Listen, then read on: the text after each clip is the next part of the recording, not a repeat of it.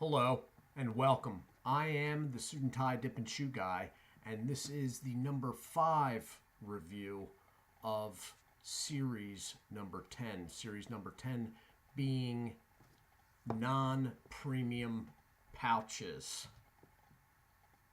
Yes, this is the number 5 review, sorry. The sad part is I actually checked that before I started recording, and I had already forgotten. I'm sort of tired this evening, so bear with me. Okay, so as you just saw moments ago, it will be of the TimberWolf Wintergreen pouches. This is the final TimberWolf product. We will be going into Longhorn next. If you want to see a more in-depth look at the packaging and the can, go to the first review of this series, which would be the TimberWolf straight pouches. But for this, we're looking at TimberWolf Wintergreen. So, all plastic can. The lid is in a sort of a bronze color. It has the catch lid, used pouches. They call it the stow and throw. All right. On the side, you have branding 3 times over and stipulated warning label. The middle branding has the website above, which is timberwolfsnuff.com. All right. You have a dark forest green as the base color, with bronze highlighting, as you usually do with pouch products. Now, because they do not have any of the manufacturer's information, general information on the banding or the barcode for that matter, they do have a sticker on the back of these cans. You have flavor up top and the fact that there's 15 pouches. You have the date code, numbers and letters, TimberWolf, moist snuff pouches, the barcode, and the fact right there that the can is 0.82 net weight ounces, which is in line with Copenhagen and Skoal pouches. Now, the date code is letters and numbers, and it's 4 and 4. You're going to be looking at the first 4. In this case, it is E159. So that would be May 15th, 2019. I am guessing that is a Best Buy date. All right, so I'm going to cut into this. Now, with these cans, because the different lid configuration, the band is farther down on the can. Which is why in these reviews I've been having a hard time finding them. Normally, you're like right there. With this, you're down farther, all right? Papery band, they are easy to cut. In all the cans that I've had, they have been well formed to the can and thus good seal. Now these cans, I do a twist off. The cans are too sturdy for that. So I've been popping the lids. They always have moisture on them because of the stow and throw compartment. The lid is inset, as you can see, and it presses down on the actual product, always leaving moisture. All right, that's a pretty strong wintergreen smell coming off that. Very, it's a, I mean, not strong, like it's over a foot away from my nose right now, and I can still. So the pouches are a white material that has been naturally stained. If you see any darker parts, that is the tobacco making full contact with pouch material. as you can see at the bottom down here and a little bit up the top. All right, so they do come really packed down. So I've been fluffing them up for these reviews. They are very moist. They've all been that way. This is the farthest dated out can that I've had out of them, but all of them have been basically the same moisture level, and that is high.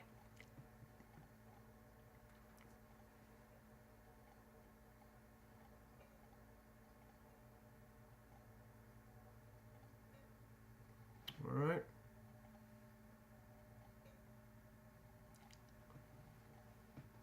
Back in a moment. And I am back. Okay, so it's a pretty center of the road wintergreen. There's not too much burn, so that's always okay by me, but if that's something you like, you're not going to get much of that with this. I slid them around the side, but that's only because talking. Now, since this is the last TimberWolf product, I did want to show. This is the TimberWolf pouch. Okay. This is the Skull Wintergreen pouch.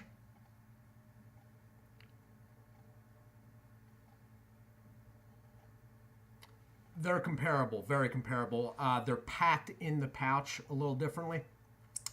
I think that the pouch material, the pouch itself of the TimberWolf product is slightly bigger, so the tobacco can move around in it more, whereas the Skull pouches are slightly smaller, have the same amount of tobacco, which is why it looks so plump. The Skull pouches have been fridge kept since I reviewed it and are about at the moisture level that they were when I reviewed it. That being said, the moisture level in the TimberWolf product is much, much higher. So, there's nicotine. It's probably not terribly high, but it's there. I'm going to leave this in. I don't have an urge to do anything else. Flavor is all right. It's sort of right down the middle, though. I mean, it's not too dark. It's not too sweet. It's just sort of a plain Jane wintergreen. And that's fine. That's fine. There's no discomfort burn for me, so I'm good with that. Packaging is good. As I said, I have issue with trying to get the lid off, but well, that was halfway off actually. But I gotta pop it with my thumbnail because I don't have much fingernails. Guys that open cans like this, you're not even going to notice.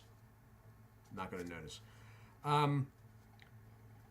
The packaging's interesting, but again, as I've said in other videos, I'm not quite sure the stow and throw lid is really needed. You know, it makes a lot of sense with snus, but with something that you're spitting anyway, doesn't, you know. You probably, if you're spitting in something, already have a place to put pouches. You know what I mean? It does add strength, just by it being that way, though, makes the lid strong. So, I mean, if nothing else, that stow and throw catch lid still serves a purpose. It makes a TimberWolf product with a half decent lid.